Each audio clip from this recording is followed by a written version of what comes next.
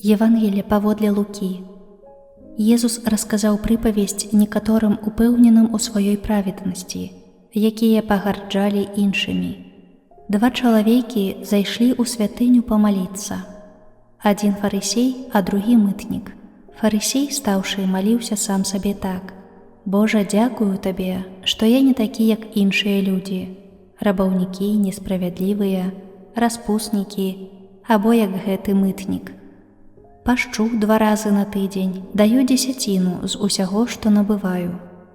А мытнік, стоячы воддаль, не адважваўся нават падняць вачэй да неба, але, б'ючы сябе ў грудзі, казаў: «Божа, будзь міласцівы да мяне грэшнага».